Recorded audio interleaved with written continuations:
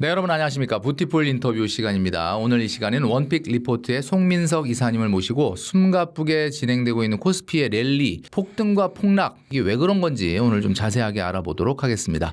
이사님 반갑습니다. 안녕하세요. 네네. 반갑습니다. 저는 이제 한 달 만에 뵙는 것 같은데 화면에서 자주 뵙다 보니까 뭐 좀 친숙해갖고 자주 보는 것 같은 느낌이 좀 듭니다. 아마 우리 부티풀 구독자분들도 이제 좀 굉장히 익숙한 얼굴이 아닌가 싶은데요. 최근에 그 코스피가 급락과 급등을 반복하고 있습니다. 아, 이게 그야말로 뭐 우리가 롤러코스터 장세 뭐 이런 얘기는 많이 했는데 이 정도면 롤러코스터보다 더한 표현을 써야 되지 않을까. 지난주 같은 경우 6월 22일 날 9,000포인트 뚫고 만 가는 거 아니야? 그랬는데 하루 만에 23일 날 10%가 급락을 했습니다. 하루에 10%는 이 정도면 자이로 드롭, 정말 아찔한 이런 시장의 공포감이 있는데 그 다음날 또 상당히 또 회복을 또 했어요. 그다음에 그 다음날 또 엄청 빠졌습니다. 야, 이게 이렇게 폭락과 폭등이 자주 이렇게 반복되는 이유는 뭐라고 봐야 될까요? 네. 요즘에 진짜 이런 장이 있었나 싶을 정도라고 네. 생각을 합니다. 그래서 10%가 이제 빠지나 9.99%였죠, 정확히. 정말 엄청난 하락이었는데 이게 역대 최대 낙폭이면서 네. 벌써 올해만 서킷 브레이커가 네 번째 걸린 하락 네네. 서킷 브레이커가 네 번째 걸린 날이었습니다. 삼성전자와 SK 하이닉스는 12% 정도씩 빠지면서 계속 지수를 끌어내렸죠. 이유는 크게 세 가지 정도로 보고 있습니다. 네. 이거 잠깐 화면을 보시면요. 이제 오늘 하루 만에만 9.99% 빠졌었고 우리나라를 대표하는 삼성전자와 SK 하이닉스가 굉장히 많이 빠졌죠. 이유는 크게 세 가지 정도인데요. 우선은 우리나라의 반도체가 너무 쏠려 있습니다. 사실 삼성전자랑 SK 하이닉스만 합쳐도 40%가 넘는 우리나라의 시총을 가지고 있기 때문에 이게 흔들리면 지수 전체가 안 흔들릴 수가 없겠죠. 네네. 그래서 같이 무너진 것도 있었고요. 그다음에 외국인과 기관이 같은 날 정말 많이 매도를 했습니다. 외국인이 5조, 그다음에 기관이 5.5조 원 해서 거의 약 10.5조 원에 가까운 매도를 이날 했는데 이걸 개인이 다 봤습니다. 그래가지고 내려오던 아이들이 조금만 회복하고 끝나는 정말 하루 개인 매수로는 거의 역대 최고일 수 있겠습니다. 그래서 이제 세 번째가 이제 폭락의 특징인데 이제 5월 말쯤에 레버리지 상품이 등장을 했잖아요. 네네네. 삼성전자와 SK 하이닉스 레버리지 상품을 만들어냈는데 요게 지금 현재 시가총액만 한 7조 원 가까이 됩니다. 정말 큰 금액인데 요게 7조 원 가까이 올라갔다는 얘기는 개인들이 정말 많은 사람들이 이 삼성전자와 SK 하이닉스에 어느 정도 올라왔으니까 지금 사기엔 내가 좀 늦었는데 그러니까 내가 좀 뒤에 사는 것 같으니까 내가 레버리지로 더 따라잡겠다라는 게 이제 컸던 것 같아요. 이제 그렇게 되다 보니까 그런 기관에서도 그거에 맞붙어서 기초자산을 사야 되기 때문에 또는 매도를 해야 되기 때문에 그게 정말 큰 하락과 상승을 만들어내고 있는 것 같습니다. 거기다가 연준이 이제 금리를 올리겠다라는 어느 정도의 이야기들이 계속해서 나오고 있으면서 투자 심리도 죽었고 이러면서 계속해서 고점인 상황에서 변동성이 커지고 있는 거라고 생각을 합니다. 그래서 지금 이렇게 떨어지면서 야 이제는 끝난 거야 라는 얘기들이 많이 나오고 있지만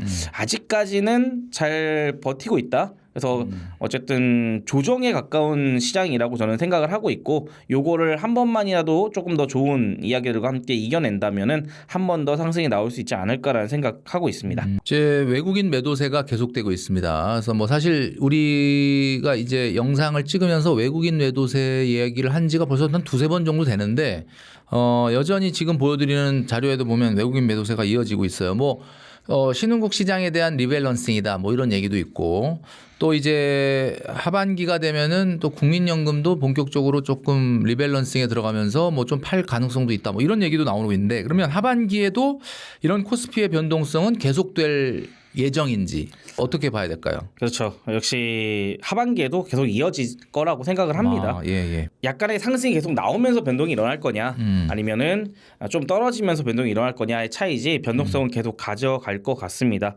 일단 그럴 만한 이유가 한 세 가지 정도가 있는데요. 일단 네. 첫 번째는 시장이 아까도 말했듯 반도체에 너무 쏠려 있습니다. 그러다 보니까 우리나라 시장 자체가 반도체가 아니면 못 가는 시장이 되어버린 상황이거든요. 네. 그러다 보니까 이 반도체가 심지어 얼마나 쏠리냐면은 SK 하이닉스가 시총 1위를 한번 했지 않습니까? 그래서 삼성전자를 꺾고 SK 하이닉스가 1위를 찍는 정말 가히 대단한 추격이었고요. 시총을 1위로 달성할 만큼 반도체에 많이 쏠려 있는 상황입니다. 그래서 이 둘이 조금만 늘려도 변동성은 엄청나게 생길 거라고 예상을 하고요. 두 번째는 외국인 장기 자금을 끌어올 수 있었던 이제 MSCI죠. 선진국 지수에 우리가 이제 들어간다라는 기대감이 작년부터 네네네. 계속 있었는데 이게 좀 무산이 되기 무산됐고. 시작하면서 이게 여기서도 또 외국인 자금들이 들어와야 되는데 오히려 그 유입이 좀 막혔다라는 게 좀 있겠고요. 하지만 근데 이거는 이미 예전부터 예정이 좀 되어 있어서 충격은 좀 제한적인데요. 마지막 세 번째가 제일 중요합니다. 바로 금리와 환율이죠. 한국은행이 7월 달에 금리를 올릴 수 있다라는 가능성이 굉장히 많이 지금 나오고 있고 우리나라뿐 아니라 지금 미국에서도 계속 그런 얘기가 나오고 있습니다. 그래서 이 금리가 올라가게 되면 증시에는 당연히 부담이 되고 빠질 수 있는 여건이 될 수 있죠. 또 환율도 문제죠. 지금 1,500대 중반을 가고 있기 때문에 이게 계속 이어지다 보면은 외국인 입장에서는 굳이 우리나라 원화를 가지고 있을 필요가 없거든요. 네. 그러다 보면은 또 빠져나갈 수 있는 계기가 될 수 있겠죠. 근데 이런 것들에 대한 변동성이 정말 계속해서 만들어질 건데 이게 추세를 완전히 꺾어버릴 거냐라고 하기에는 아직 실적이 너무 살아있거든요. 펀더멘털이 아직 살아있다 보니까 조금 더 지켜봐야 하는 모양새이기는 하지만 그래도 변동성은 계속 지속될 거라고 예상을 하고 있습니다. 네. 저희가 지금 영상 찍는 이 시간에도 약간 또 주식이 반등하고 있는데 근데도 또 원달러 환율은 지금 1,550원까지 갔습니다. 네. 이게 이제 환율이라는 게 또 변수라고 얘기해 주셨는데 그럴 만한 상황인 것 같네요. 증시 변동성에 이어서 최근에 금값도 상황이 좋지가 않습니다. 금값은 고점 대비해서 거의 한 30% 가까이 떨어졌고 전쟁이 완전히 종식된 게 아님에도 불구하고 국제 금 가격이 굉장히 많이 내려와 있는 상황입니다. 위험 자산인 주식과 안전 자산인 금값이 이렇게 동시에 빠지는 현상은 참 보기 드문 현상인데 이런 현상이 발생하는 이유는 뭔가요? 그리고 향후에 금이 어떻게 더 하락할 것 같나요? 어떻습니까? 아 진짜 이 금 하면은 어쨌든 안전자산의 대명사였는데 네네. 지금은 원래 이제 주식이 빠지면 금이 올라가거나 이제 반대 그렇죠. 성향을 많이 가지고 있었는데 네네. 지금은 금이 한 25% 가까이 더 빠져 있는 상태입니다. 근데 이런 이유는 결국 하나로 모일 수밖에 없는데 바로 금리입니다. 잠깐 화면 보시면서 말씀드리도록 하겠습니다. 금리인데 이 금리가 올라가게 되면요. 금리가 올라가게 되면 주식도 이제 금도 다 약해집니다. 그러니까 인터뷰를 제가 맨날 할 때마다 금리의 향방이 중요합니다, 중요합니다 이 말씀을 드렸던 이유가 바로 이제 이런 부분 때문이거든요. 지금 종전이 된다 안 된다 했다가 또 싸웠다가 지금 뭐 또 말이 많잖아요. 그러면서 안전자산에 대한 수요들이 계속 늘었다 줄었다를 반복하고 있지만 제일 중요한 건 지금 금리입니다. 금리인데 고전에 조금 아셔야 될 게 이제 안전자산은 좀 세 가지 정도가 크게 있습니다. 금, 달러 그리고 미국의 국채 같은 채권이죠. 이런 채권들이 있는데 얘네들이 이제 이자가 있냐 없냐로 갈리게 됩니다. 그래서 금 같은 경우는 가지고 있어도 우리가 이자가 없지만 달러나 채권들 같은 경우에는 이자들이 다 있고 네네. 그다음에 채권에 이자가 있다 보니까 달러가 함께 강해지는 거거든요. 그래서 이 달러에서 나오는 이자 그리고 이득 그다음에 채권에 대한 이득들이 안전자산에서는 가장 강하다라고 볼 수 있습니다. 예를 들어서 한국에 지금 돈을 넣어놓으면 250만 원 정도 1년에 네. 그러니까 금리가 2.5%니까 그 정도 나오지만 미국에다가 놓게 되면 350에서 70만 원 정도가 나오니까 누가 우리나라에 넣겠습니까? 그러다 보니까 당연히 달러로 사람들이 몰려가게 되고 그래서 달러가 지금 강하다라고 볼 수가 있는 거죠. 그래서 실제로 강달러가 지금 계속 되고 있고 연준도 금리를 계속해서 올릴 수 있어라는 뉘앙스를 계속 주고 있기 때문에 이 부분에 대해서 달러들이 계속 올라가고 그래서 금이 4주가 넘도록 계속 하락을 하고 있는 거죠. 결론적으로 본다면은 일단은 금리가 오른다는 신호 그리고 금리가 올라갈 거라는 이 확정적인 이제 이야기들이 계속 나올수록 계속해서 이제 주식도 조금씩 힘들어질 수 있고 금도 하락할 수 있는 계기가 될 수 있다고 보는 거죠. 그래서 금리가 반전하지 않으면 그 전까지는 계속 같은 추세를 반복하지 않을까라고 생각을 합니다. 한국은행이 금리 인상을 7월에 단행할 거다라는 어떤 이야기가 거의 중론입니다. 물론 신현성 총재가 빅스텝에 대해서는 선을 걷지만 0.5%까지 갑자기 올리진 않는다. 그러나 어쨌든 금리 인상이 거의 확정적인 것처럼 말을 하면서 3년 6개월 만에 금리 인상이 단행이 되는 거 아니냐라는 얘기가 있습니다. 이게 이렇게 되면 증시와 경제에 굉장히 미치는 영향이 크게 될 텐데 어떤 영향을 미치게 될까요? 일단 금리가 오르면 증시는 거의 무조건 빠진다라는 게 역사적으로 증명되어 있고요. 기본적으로 부담이 될 수가 있는 건 당연한 겁니다. 그런데 이제 어떻게 이제 변화를 가져올 것이냐인데 지금 세 가지 정도를 좀 들 수가 있습니다. 첫 번째가 빚으로 투자하신 분들입니다. 요즘에 이제 엄청나게 비투하시는 분들이 많다라고들 네네. 얘기 많이 나오잖아요.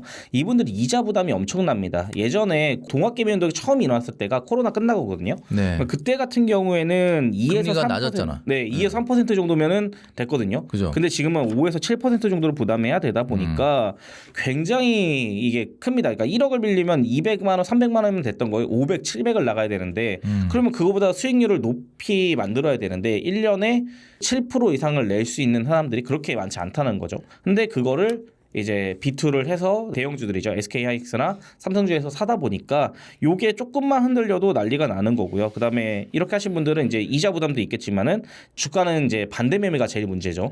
반대 매매가 나갈 수가 있습니다. 이게 지금처럼 막 폭락을 하고 서킷 브레이커 걸리고 막 이러다 보면은 강제 청산을 당하게 되고 이러면 이제 바로 깡통을 찰 수가 있게 되는 거죠. 그래서 비투를 하신 분들은 정말 조심해야 될 것 같다라는 생각을 하고요. 그다음에 두 번째로는 많이 오는 이제 성장주나 기술주들입니다. 보통 성장주나 기술주들이라고 하면은 어떤 기대감에 많이 올라가거든요. 실적보다는. 네. 금리가 오르면은 가장 먼저 조정을 받는 것들이 그쪽이기 때문에 요거 되게 중요하게 생각해야 되고 그래서 지금 현재 우리 코스닥도 좀 위험하다가 되어 있는 거죠. 코스피를 못 따라가고 있잖아요. 이제 그런 이유에서이기도 하고요. 그다음에 이제 이런 섹터들이 바이오나 우주 항공 산업 쪽이거든요. 이런 기대감이 큰. 그래서 지금 실적보다는 미래 벌 돈들이 많은 이런 곳이라서 요런 것 좀 주의를 하셔야 되겠고요. 그다음에 은행이나 보험, 금융주 같은 것들이 있습니다. 요런 것들은 이제 예대 마진이 늘어나기 때문에 요런 것들은 좀 더 안전하게 조금 더 가져갈 수 있죠. 좀 더 방어적이다라고 하는 게 더 맞을 것 같습니다. 그래서 요런 쪽이 좋을 것 같고 그다음에 환율에 대한 부분도 이 금융주나 은행, 보험 이런 쪽이 조금 더 나을 거기 때문에 지금 뭔가 안 좋다 하시는 분들은 조금씩 이제 매도를 해 나가시는 그런 상황들이 있으면 좋겠다라는 생각을 좀 하고 있습니다.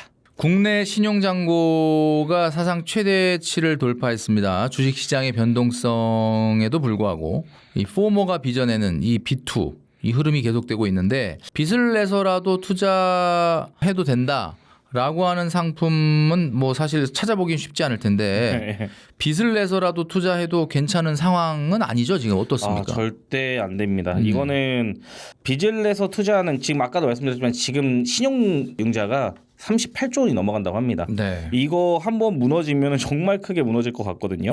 근데 이 코스피가 올라가는 동안 아무래도 이제 반도체들이 많이 올라가다 보니까 네. 사람들이 이제 포모 현상이 또 일어나는 것 같아요. 그래서 너도 나도 비투에서 빨리 이 2배 레버리지 상품 들어가야 된다 하면서 이제 그쪽에 많이 쏠리다 보니까 이제 이런 현상들이 많이 일어나고 있고 또 그게 조금만 잘못돼도 이제 강제 청산을 당하게 되면서 좀 정말 나라에도 좋지 않은 일들이 벌어질 텐데 이 질문에 대한 답은 좀 분명합니다. 진짜 신중하게 선택을 해야 합니다. 웬만한 분들에게 만약에 한다고 하면 전 말릴 것 같습니다.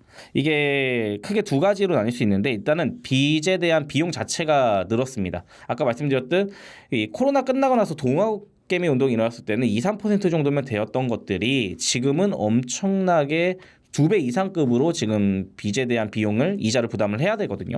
근데 이거를 하는 것도 문제인데 지금 그 증권사들이나 걔네들이 갖고 있는 증거금리를 올리게 되면서 내가 이제 돈이 더 없으면은 바로 반대 매매가 돼버리는 상황이 되기 때문에 절대로 B2는 좀 생각을 많이 하시고 하셔야 될 거라고 생각을 하고요.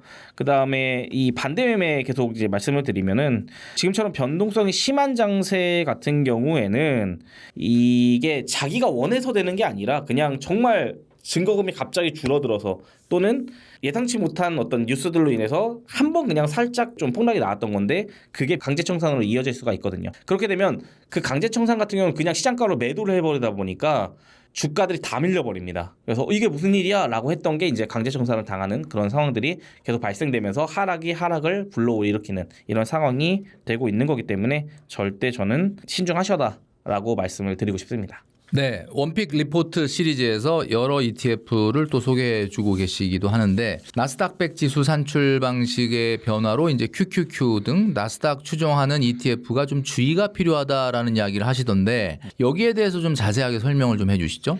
미국 지수를 투자하게 되면은 S&P 500 또는 QQQ를 많이 생각을 하실 거예요. 근데 네. 이 QQQ가 추종하는 게 이제 나스닥 100 지수거든요. 나스닥 100 지수를 하고 있는데 이게 5월달 이미 지났어요. 5월달부터 이 방식이 바뀝니다. 뭐가 바뀌게 되냐면 이제 새 종목이 편입되는 속도가 바뀌게 되는데요. 예전에는 이제 기업들이 있으면은 요 기업들이 1년에 한 번 정기적으로 이제 교체되는 시즌이 있거든요. 그 시즌에만 딱 이제 바뀌고 말아야 되는데 네. 이제는 대형 IPO들이 뜨게 되면은 이제 그거는 2주 만에 편입을 시키겠다라고 스페이스X 얘기를 하는 같은. 거죠. 그렇죠. 스페이스X가 바로 그 대표적인 예입니다. 이게 지금 스페이스X가 얼마 전에 상장을 했는데도 이제 다다음 주 안에 아마 편입이 될 그러니까 겁니다. 스페이스X 때문에 법을 바꾼 거예요? 네, 거의 뭐 그런 수준인데 얘네만 있는 게 아니고 이제 다른 또 IPO도 오픈 AI라든가 그다음에 클로드죠, 그 엔트로픽이라든가 이런 쪽도 이제 오픈 AI 들어올 거기 때문에. 같은 경우는 뭐 상장 연기설도 있던데 뭐 어떻게 된 겁니까? 뭐 상장 연기설이 계속 나오고 있는데 이게 스페이스X를 보고 이제 약간 지금은 아닌가 하는 게 이러면서. 그렇게 지금 얘기가 나온 거 있는 것 같은데 아마 오래 걸리지는 않을 것 같고요. 그래도 뭐 연내에는 하지 않을까라는 생각을 하고 있습니다. 네네네. 그래서 요 애들을 이제 보게 되면 이거 바뀌었으니까 나 이제 QQQ 사면 안 되는 거 아니야? 나싹 들어가면 안 되는 그런 거 건 아니야라고 아니고. 하는데 그런 건 아니고요. 변동성이 심해질 거라는 거를 알고 가셔야 된다. 라고 이제 생각을 할 뿐이죠. 그래서 뭐 살려고 했는데 너무 멈칫하시는 분들은 그냥 변동성이 더 세지는 거구나. 왜냐하면 자리 잡기까지 조금 걸리잖아요. 그래서 네네. 보통은 한 2, 3년 정도 검증을 거치고 나서 이제 편입을 하게 되는데 이제 그런 거 없이 그냥 상장하고 얼마 안 있다가 들어와 버리니까 초반에 자리 잡는 데까지 시간이 조금 걸려서 그 시간들이 변동성이 커질 수 있고 그런 기업들이 많으면 많을수록 더 변동성이 세진다인데 사실 스페이스X 그다음에 엔트로픽이나 오픈 AI 말고는 그렇게 큰 IPO가 없을 것 같거든요. 그래서 그런 걸 제외하고는 예전과는 크게 다를 것 같지 않아서 최근 상장한 애들만 좀 변동성을 불러일으킬 것 같다라고 생각을 해주시면 될 것 같습니다. 네. 좀 전에도 뭐 스페이스X 얘기를 했는데 스페이스X 상장하고 국내 우주상공 산업 ETF 쪽도 뭐 관심이 좀 쏠리고는 있습니다. 그런데 뭐 해당 ETF나 주식을 포트폴리오에 담는 거 뭐 요즘 같은 경우는 워낙 뭐 반도체 기업에게 쏠려 있어서 관심이 뭐 그렇게 크진 않을 것 같긴 한데 그래도 이게 장기적으로 보면은 우주항공 산업이라는 것 자체가 뭐 우리한테는 약간 뜬구름 잡는 얘기처럼 들릴지 모르지만 성장성 면에서는 뭐 가장 큰 산업일 수도 있는데 이런 것들을 좀 미래를 위해서 담는다. 그러면 이런 포트폴리오에 이 우주항공 산업에 관련된 ETF 중엔 뭐 어떤 게 괜찮을지 또 담는 거 자체를 또 어떻게 보시는지. 요즘 스페이스X가 정말 한때 엄청나게 유행을 하면서 우주항공 테크에 대한 네네. ETF들이 상승을 정말 많이 가져갔었고 네. 근데 막상 이제 까서 봤는데 이제 역대 최대의 규모였죠. 이게 주식시장계에서는 전 세계에서 역대 최고의 네. 규모였기 때문에 사람들도 정말 많이 있었고 운용사들도 앞다퉈서 우리네 운용사가 이제 저희가 담겠습니다. 저희가 받아오겠습니다 했는데 결국에는 못 받았죠. 그래서 좀 결론부터 말씀을 드릴 텐데 일단 화면 보면서 말씀을 드릴게요. 네. 지금 당장 결과적으로는 지금 당장 사는 건 저는 조금 비추천하는 것 같습니다. 예, 조금 더 화면을 보시면요. 스페이스X는 상장 이틀 만에 40% 넘게 올라가면서 한때 잠깐이었지만 시총 4위까지 올라가는 정말 경의를 표했습니다. 근데 이게 아마존, 마이크로소프트 다 채치고 올라간 거거든요. 근데 그 이후에 바로 꼬꾸라지면서 지금은 계속 하향세를 맞이하고 있습니다. 거기다가 국내 ETF들도 다들 이제 한번 예전에 부티플에서도 소개시켜 드렸지만 다들 우주항공테크에서 제가 사겠습니다. 제가 빨리 사겠습니다. 제가 제일 많은 양을 사겠습니다 했지만 실제로 공모량을 못 받았기 때문에 상장하고 상승을 하는 그 올라간 게 다 기관들이 사면서 올라가게 된 상황들이거든요. 그래서 높은 어떤 시세를 가지고 있습니다. 증권사들이. 그러다 보니까 한 달 사이에 계속해서 하락을 하고요. 하락한 게 벌써 고점 대비해서 전부 다 지금 보이시는 대로 30%, 35%, 진짜. 42% 네. 정말 거의 반토막 났다고 해도 이 정도면은 그냥 뭐 우주항공 버블 아니야 이건 그죠? 이거 거의 메타 수준이거든요. 옛날에 메타버스 그 정도 수준이거든요. 이 정도로 뻗어진다? 이거는 좀 예정되어 있었던 게 금리에 대한 향방이 계속해서 좋지 않고 만약에 그거에 금리라도 좀 직격탄이잖아요. 낮추고 있는 때면은 대충 그렇죠. 버티는데. 예, 괜찮을 것 같은데 이거는 너무 많은 반도체와 또 너무 많은 이제 금리들이 올라가고 전쟁들이 계속 이슈가 되고 정말 좋지 않은 시기에 지금 올라간 거라고 생각을 하고 있습니다. 그래서 요 애들이 이렇게 빠지다 보니까 우주라는 기대감만으로 한 달 만에 이렇게 빠진 것들을 보면서 지금 좀 싸진 거 아니야 라고 생각하실 수도 있거든요. 근데 저는 아까 말씀드린 대로 조금 더 기다려라. 네, 금리가 상승하게 되면은 이런 바이오나 우주항공처럼 미래에 기대는 그러니까 미래에 돈을 많이 벌 수 있는 이런 성장 있는 주들은 바로 직격탄이거든요. 그러다 보니까 요거를 살 때까지 금리가 반전한다는 어떤 느낌이 오기 전까지는 조금 더 기다려 주셨다가 매매를 하시는 게 더 좋을 것 같고요. 말씀해 주신 대로 정말 성장성은 괜찮은 아이들이거든요. 그러다 보니까 반등도 빨라요. 그래서 금리가 조금 변하는 시기가 있다라고 한다면은 바로 좀 담아주시는 것도 나쁘지 않을 것 같다라고 생각을 합니다. 연금저축펀드의 경우에 이제 투자한 금액만큼 미래에 세액 공제를 해주지 않습니까? 예를 들면 뭐 1,500 이하다 그러면 16.5%, 6,500보다 높으면 13.2% 이렇게 해주고 있는데 어떻게 보면은 뭐 세제 이연이다 뭐 이런 것까지 다 하면 어찌 뭐 거의 최대 19.5% 수익이 확정되는 효과를 누릴 수도 있다라는 이야기를 하는데 다만 이제 55세까지 묵혀야 되지 않습니까? 55세 전에 찾을 수가 그쵸, 없으니까. 자 그렇다면은 배당과 성장을 다 잡을 수 있는 연금저축펀드에 좀 마음 편하게 묻어둘 수 있는 어쩔 수 없이 자발적으로 장기 투자를 할 수밖에 없는 ETF 가장 좋은 거는 어떤 것이 있을 수 있을까요? 요게 굉장히 이제 어떻게 보면은 힘든 이야기일 수도 있는데 배당과 성장을 다 그렇죠. 잡아야 배당의 되는. 성장을 동시에 잡아야 되니까요. 일단은 연말정산 때 세금을 돌려받는 걸로 유명하죠. 네. 그래서 요게 급여가 5,500만 원 이하면 16.5%, 그 이상이면은 이제 13.2%인데 거의 모든 사람들 16.5%를 다 받을 수가 있을 거예요. 네. 그래서 정말 많은 절세 효과를 누리고 있고 좋지만 여기에서 질문은 이제 배당과 성장을 동시에 잡을 수 있느냐. 근데 사실 이게 반비례하지 않습니까?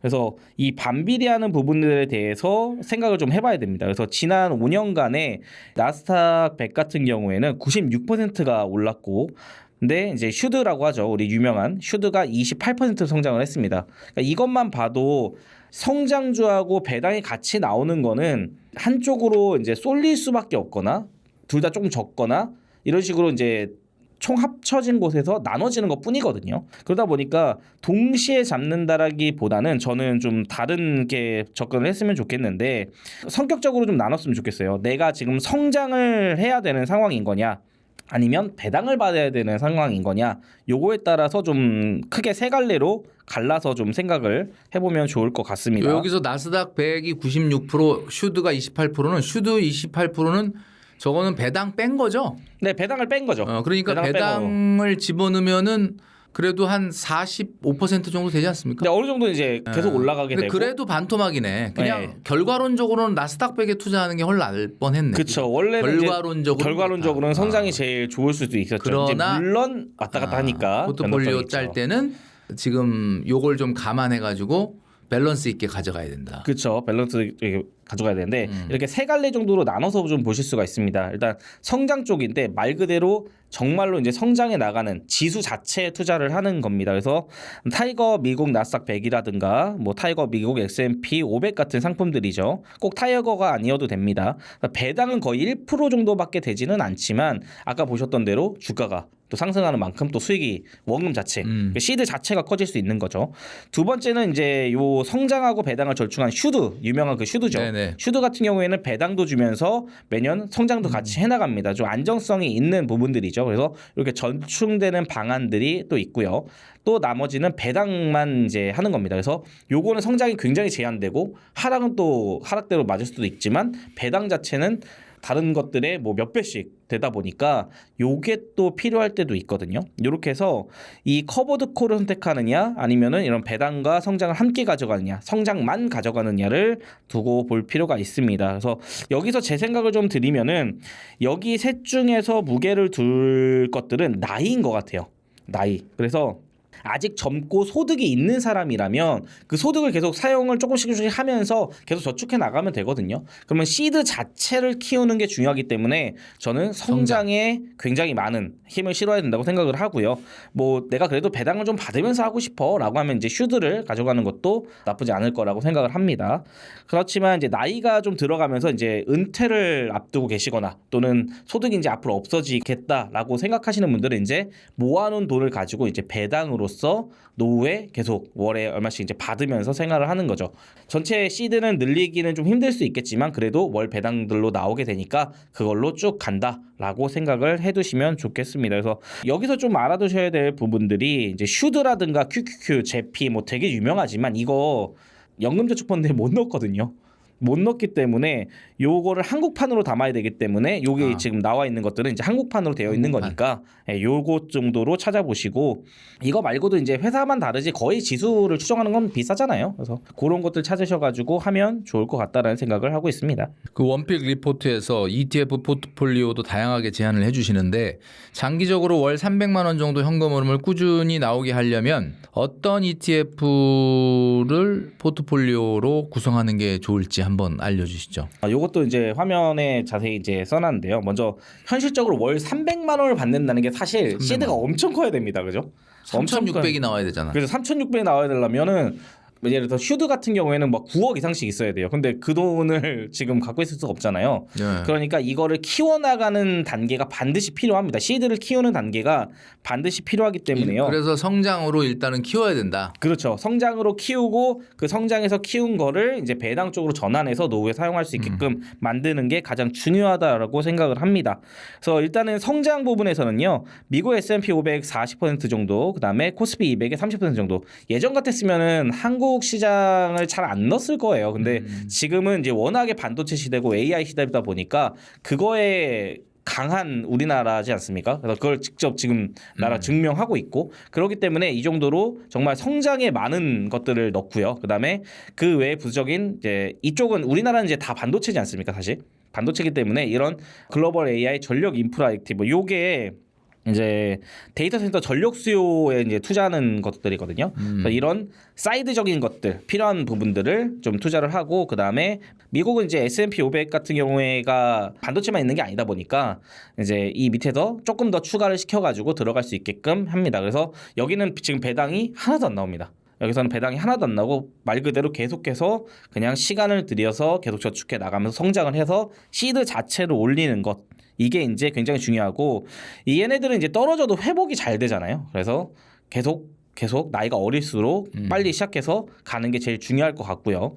그러다가 이제 월 300만 원 우리가 생각하는 월 300만 원 정도가 나오려면 적어도 이제 5억 이상이 있어야 됩니다. 이게 세금 얘기에 대한 부분들도 있고 해서 최소한 5억 정도가 이상이 돼야 되기 때문에 이 내가 계속 넣고 있다가 평가 잔액이라고 하죠. 이런 것들이 5억이 넘어가게 되면은 또는 이제 내가 이제 은퇴할 시기가 되면은 이제 배당으로 전환을 하는 거죠. 그래서 아까 보셨던 대로 안정적인 타이거 미국 배당 다우존스 이게 이제 한국판 슈드거든요. 그래서 아까 성장과 배당을 같이 받아가는 이 한국판 슈드 여기에 조금 더 이제 코어를 좀 실어가지고 그래도 너무 이게 돈이 말라버리면 안 되기 때문에 안정적인 이 코어를 가져가시고요. 그 다음에 지금 여기 보시면은 AI 테크 탑10 타겟 커브드 콜, 그다음에 반도체 탑10 커브드 콜 액티브 25%, 그다음에 요게 조금 생소하실 수도 있는데 미국 30년 국채 커브드 콜 액티브가 있거든요. 이 액티브란 단어는 거기에 있는 증권사 사람들이 굴립니다. 그러다 보니까 이게 사람에 따라서 수익률이 나눠지긴 하지만 그래도 나름대로 변동성을 계속 줄 수 있거든요. 그래서 이런 애들은 워낙에 성장이 세고 순간적으로 바뀌는 부분들이 많기 때문에 이런 액티브 쪽을 가져가는 게 좋다고 생각을 하고 있습니다. 그래서 이제 5억을 기준으로 하게 되면은 세후 한 370만 원 정도가 나오게 됩니다. 여기서는 이 타겟 커브드 콜이라든가 이 반도체 커브드 콜이 한 15% 정도 지금 나오고 있는데 이게 당연히 변동이 있거든요. 줄어들 수밖에 슈드로 없고요. 했으면 10억 넘게 했어야 되는데. 그렇죠. 슈드만 했으면 9억 막 10억 했어야 되는데 얘네들을 섞음으로써 이제 이 30년 국채도 거의 10% 가까이 나오기 때문에 꽤 이쪽에서 셉니다. 그래서 이제 5억 정도면은 월 300만 원 정도를 어느 정도 맞출 수 있다라고 생각을 하고요. 이 중에서 또 이제 여기 타이거 그 반도체 탑10 커브드콜 액티브 같은 경우에는 이제 주식 옵션 프리미엄을 팔아서 이제 하는 거기 때문에 요건 또 비과세로 들어갑니다. 그래서 금융투자 소득세에서도 이제 조금 더 내려오기 때문에 그것도 하나의 장점이죠. 하지만 뭐 이걸 다 하고 나면 결국에는 300만 원이니까 금융투자 소득세를 내게 될 수밖에는 없습니다. 그래서 이런 식으로 좀 바꿔주시면 되는데 여기서 정말 드리고 싶은 말씀이 그럼 이걸 넣고 그냥 가만히 있으면 되냐라고 하실 수도 있는데 절대로 그렇지가 않습니다. 이 포트폴리오는 고정된 게 아니고요. 시간이 갈수록 좀 변화를 주셔야 됩니다. 변화를 주셔야 되는데 처음에는 분배율이 높은 이쪽에다가 이제 넣어놓고 하지만 이 두 상품 이 정말 보면은 거의 뭐 반도체 그냥 몰빵인 거잖아요. 그러니까 이런 쪽이다 보니까 요게 불안정성합니다. 그래서 내가 배당을 받으면서 계속해서 이제 뭔가 돈이 생기거나 하면은 이거를 안전한 미국 배당 다우존스에다 넣으면서 계속 포트폴리오를 안전한 측면으로 좀 몰고 가실 필요가 있겠고요. 그다음에 시장이 이제 반도체가 아니라 다른 쪽으로 넘어갈 수도 있겠지만은 저는 향후 10년 정도는 충분히 이런 반도체 쪽, AI 쪽이 충분히 좋을 것 같아서 이렇게 가는 것들은 추천드리지만 점점 이 불안정성인 것들을 조금 더 안전 쪽으로 넘겨주시는 게 좋겠다라고 생각을 드리고 있습니다. 그래서 앞에 말씀드렸던 반도체 쏠림 이런 현상들도 있기 때문에 성장할 때는 정말 무섭게 성장하지만 또 내려올 때는 또 무섭게 내려오거든요. 그래서 이런 거 좀 생각하셔가지고 중간중간에 계속 좀 바꿔주실 생각하시고 가셔야 된다. 그래서 한쪽에만 너무 놓놓고 오래 계시는 것보다는 시장을 보면서 바꿔주시는 것들, 안전하게 바꿔주시는 것들이 중요하겠다라고 생각을 하고 있습니다.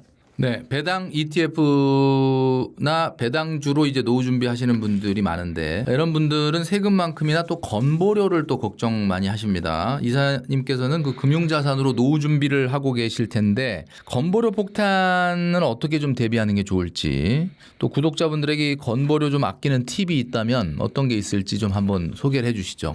아까도 말씀드렸듯이 금융투자 소득세가 나가면 이제 건보료도 올라가고 세금도 나가고 막 이렇게 생각하시는 분들이 많으세요. 그래서 야 그거 2천만 원 넘어가면 세금 낸다던데 사실 세금 얼마 안 되거든요. 그래서 그거에 대한 부분들을 좀 얘기를 드리면 그 배당으로 노후를 준비할 때는 건강보험료 얘기가 꼭 이제 나오죠. 그래서 직장 다니시는 분들은 이게 걱정할 일이 아닙니다. 왜냐하면 이게 지금 2천만 원이라는 넘으면 이제 나오게 되는 종합소득세인데 이 종합소득세가 붙어봤자 한 6만 원 정도가 나오고 끝입니다. 직장이 연봉 4천만 원이고 그다음에 금융소득이 3천만 원이다. 그래서 이제 내가 추가로 이제 건보를 내야 된다라고 하면은 원래 건보를 내시던 게 있을 거예요. 거기서 한 6만 원 정도 더 붙습니다. 그게 끝이에요. 그래서 배당 투자에 대해서 망설일 이유는 전혀 없다라고 생각을 하는데 제일 중요한 건 이게 은퇴한 순간부터입니다. 사실 배당이라는 게 일반 직장인들한테서는 저는 성장주로 하시라고 말씀드려요. 배당을 하지 마시고 무조건 성장 쪽으로 가셔라 라고 말씀을 드리는데 그래도 이제 배당이 좋아서 배당을 하시는 분들이 있으세요. 근데 이분들이 은퇴를 하게 되면 사실 그때부터 배당이 더 필요한 거거든요. 근데 그때가 되면은 이제 세금이 올라가게 됩니다. 그래서 똑같은 배당 3천만 원이 있다고 하더라도 건보료가 6만 원에서 27만 원대까지 올라가게 되고 근데 우리가 집을 샀다 뭐 있다라고 하면은 또 45만 원까지 정말 점프가 돼버리거든요. 그래서 이런 것들을 아끼기 위해서 우리 많이 지금 얘기하고 있죠. ISA, 뭐 연금저축, IRP 이거 꼭 사용을 하셔야 됩니다. 그래서 요걸 사용하시게 되면은 분리과세도 되고요. 그다음에 건보료에서도 제외되기 때문에 요거 생각보다 한 달에 27만 원, 45만 원이 굉장히 세거든요. 그래서 반드시 여러분들 ISA 계좌 살리시고 그다음에 연금저축 계좌 살리셔가지고 가셔야 된다. 그래서 앞서 말씀드렸던 그 포트폴리오들도 제가 일반 계좌 기준으로 얘기를 거의 드렸거든요. 근데 거기서 이제 IS를 사용하시고 연금저축을 사용하시게 된다면 훨씬 더 낮은 세금으로서 여러분들이 더 많은 배당을 받아가실 수가 있다라고 생각을 합니다. 그래서 55세부터가 받을 수 있어서 많은 사람들이 되게 너무 늦은 거 아니라고 생각하지만 요즘 55세와 옛날에 55세는 완전 다르거든요. 55세 어떻게 청년입니까? 청년 아니지만 중장년 정도인 것 같습니다. 옛날에처럼 이제 뭐 할아버지 같은 느낌 그런 게 전혀 없거든요. 55세가 옛날에도 할아버지는 아니지 않았나? 이 40세 이제 가면 이제 완전한 아저씨가 돼간다고 생각을 했었는데 옛날에 저희 아버지들 생각해 보면 그랬던 것 같아요. 근데 요즘은 50이 돼도 60이 돼도 와 대단하다라는 생각밖에 안 들 정도로 55세 그렇게 길지 않거든요. 네. 그러다 보니까 이거 정말 잘 활용하신다면은 노후 월 300만 원 만드는 거 그렇게 어렵지 않다라고 생각합니다. 다만 저축이 힘들겠죠. 언제나 그렇듯 우리 항상 도준알님이 말씀하시는 1억 만들기가 진짜 힘든 거잖아요. 네. 그걸 할 수 있는 사람이라면 이런 것들도 무조건 할 수 있을 거라 생각을 합니다. 그래서 이제 비과세 상품들 사용하는 것들 이거 꼭 하시고요. 제일 중요한 게 이 세 번째입니다. 이 부부 소득 분산인데 이게 한 사람한테 모는 게 아니라 부부가 이제 나눠서 하게 되면은 요게 금융소득을 낮출 수가 있거든요. 그러면은 둘 다 해가지고 뭐 4천만 원이 넘어간다 이러면 어쩔 수 없는 상황일 수 있겠지만은 한쪽으로 이제 몰아야 되는지는 될 수도 있겠지만 그게 아닌 이상에서는 좀 나눠가지고 해서 이것도 절세하는 방법이 있거든요. 그래서 부부가 지금 나눠가지고 금융소득을 같이 떠나면은 그거는 금융소득세가 안 되게끔 되어 있을 수 있으니까 요거 꼭 준비하셔가지고 요 세 가지 반드시 여러분들이 생각하시고 투자하시는 거를 전 권장드립니다. 네. 오늘 송민석 이사님 모시고 요 최근에 벌어지고 있는 이제 시황이라든지 또 여러 가지 팁을 들었는데요. 마지막으로 이제 하반기가 시작이 됐습니다. 그러니까 우리 구독자분들 투자도 사실 좀 더 명쾌해져야 되는데 시장은 더 복잡해지고 있기 때문에 이런 상황 속에서 좀 어떻게 대응을 하시고 투자를 하시는 게 좋을지 끝으로 조언 한마디 해주시고 마치도록 하겠습니다. 어떤 말씀 해주실까요? 요즘에 AI 반도체를 못 사신 분들 그리고 사신 분들이라고 이렇게 나뉜다고 얘기들을 많이 네네네. 들었습니다. 그래서 정말 AI 포모, 그 반도체 포모에 빠지셔가지고 아 진짜 이제라도 해야 되는 건가라고 걱정하시는 분들이 있는데 항상 시장은 돌고 돕니다. 그래서 지금처럼 올라갈 때가 있으면요 반드시 내려갈 때가 있거든요. 그러면 그 뒤에를 한번 생각해봤을 때 이 반도체가 끝날 것이냐? 사실 우리가 데이터 센터 얘기 정말 많이 듣거든요. 네네. 근데 보신 적 있습니까? 주변에 있습니까? 없거든요. 아직 계속 만들어지고 있고 이제 막 올라가는 단계이기 때문에 지금 이때 하락을 만약에 하더라도 여러분들에게는 가장 큰 기회가 저는 될 거라고 생각하거든요. 그래서 저희가 이제 운영하고 있는 워핑 리포트에서도 사람들에게 항상 얘기합니다. 만약에 지금 돈이 없다, 목돈이 없고 일은 하고 있는데 모아놓은 돈이 없다. 그러면 끝난 거냐? 그게 아니라 이번에 만약에라도 하락을 하게 되면 그때부터가 진짜 시작이다. 그러니까 지금보다 이 고점들을 항상 우상향한다라고 하잖아요. 그러면 지금보다 고점에서 높아질 거란 얘기가 되는 거고 그러면 이렇게 해서 떨어졌을 때는 당신에게 평생에 어떤 기회가 올 것이다. 그러니까 워렌 버핏이 했던 것처럼 많은 투자자들이 하락이 정말 말도 안 되는 하락 있지 않습니까? 코로나 때 그다음에 전쟁이 있었을 때도 마찬가지고 어떤 엄청난 하락이 있었을 때는 정말 신이 주신 기회고 워렌 버핏이 그 한 번의 위기를 맞이하기 위해서 건강하게 내가 한 번이라도 1년이라도 2년이라도 더 살고 싶다라는 얘기를 한 적이 있습니다. 그래서 여러분들도 기회를 놓쳤다라고 생각하지 마시고 내가 지금부터 계속해서 저축을 하고 모아서 이번 하락이 만약에 온다라고 했을 때는 그때 내가 기회를 잡을 수 있도록 여러분들 준비를 지금부터 해도 늦지 않는다라고 꼭 말씀을 드리고 싶고요. 생각보다 이 폭 되게 크거든요. 폭 되게 크기 때문에 내가 한번 이렇게 선택을 하는 것들만 잘 타도 계속해서 저축이 재밌어지는 시기가 올 것이고 그러면은 이제 도출남처럼 1억을 만들기를 시작을 한번 해보시고 또 그렇게 해오면서 재밌는 시간들을 보내고 나면 그 투자로 또 재미를 보게 되니까 아마 미래가 또 바뀌게 될 겁니다. 좀 늦지 않았으니까요. 포기하지 마시고 지금부터 준비하시면 될 것 같고요. 그 도움을 드리기 위해서 저희 원픽 리포트가 있습니다. 여러분들 원픽 리포트 오셔가지고 많은 내용들 함께 보시면 좋을 것 같습니다. 네. 자, 오늘은 원픽 리포트의 송민석 이사님을 모시고 여러 이야기 나눠봤습니다. 이사님 감사합니다. 너무 감사합니다. 네.